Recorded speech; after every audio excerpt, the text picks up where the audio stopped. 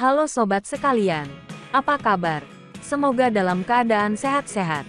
Kita akan mengulas tentang Danau Toba yang dikutip dari berbagai sumber. Dalam video ini saya berkesempatan menaiki kapal untuk menyeberang ke Tomok.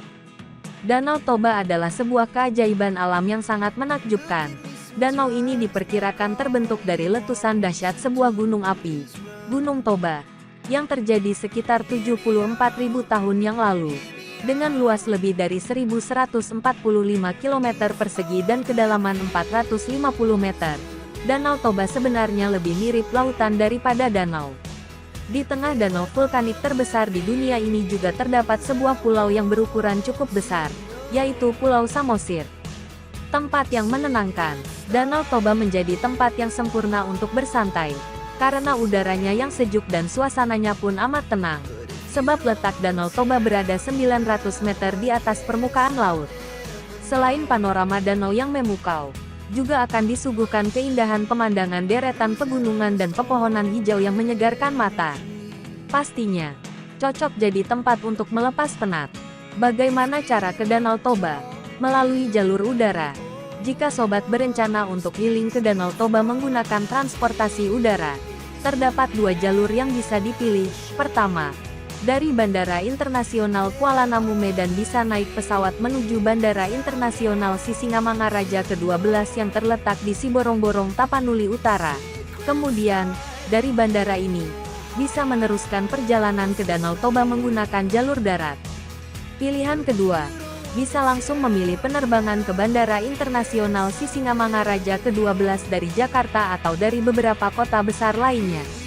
Jangan lupa pastikan ketersediaan maskapai penerbangan dari daerah asal. Jalur darat. Kita bisa menggunakan jalur darat dari Medan. Menggunakan bis jurusan Medan Parapat yang bisa ditempuh dalam waktu kurang lebih 4 jam. Namun, bila ingin melakukan perjalanan yang lebih santai, tersedia pula agen-agen perjalanan di kota Medan yang bisa membantu untuk penyewaan mobil dan supir ke Danau Toba. Kemudian bisa melanjutkan perjalanan dari Danau Toba ke Pulau Samosir dengan naik kapal feri yang dijadwalkan berangkat setiap 1 jam sekali di Pelabuhan Ajibata menuju Pelabuhan Tomok. Atau bisa berangkat dari Pelabuhan Muara ke Pelabuhan Sipinggan yang jadwal keberangkatan kapalnya hanya 2 kali sehari, yaitu jam 6.30 waktu Indonesia Barat dan pukul 15 waktu Indonesia Barat.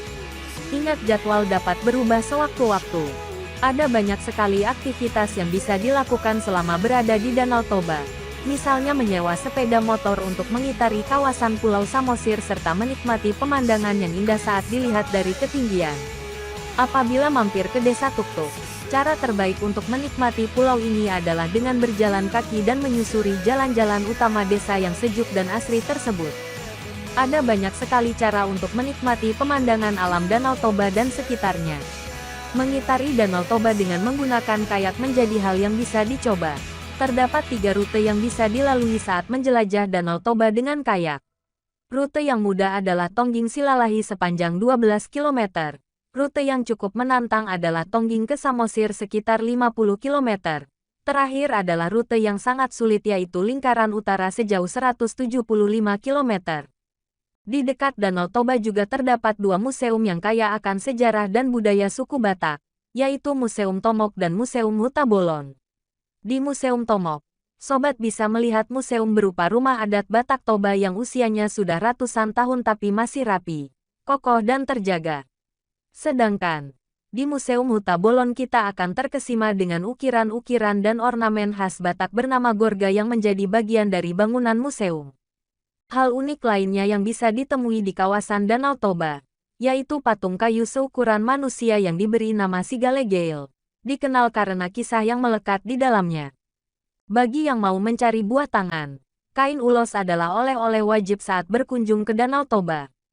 Tak hanya berfungsi sebagai pakaian, ulos juga dipercaya sebagai simbol status sosial dan kerap dipakai di berbagai perayaan penting, seperti kelahiran dan pernikahan. Selain ulos, ada juga ukiran kayu asli dengan bentuk unik dan menarik yang bisa dijadikan sebagai cenderamata. Bagi yang gemar minum kopi, jangan lupa untuk membeli jenis-jenis kopi yang terkenal dari Danau Toba, seperti kopi Lintong dan kopi Sidikalang. Demikian ulasan tentang Danau Toba. Salam sehat.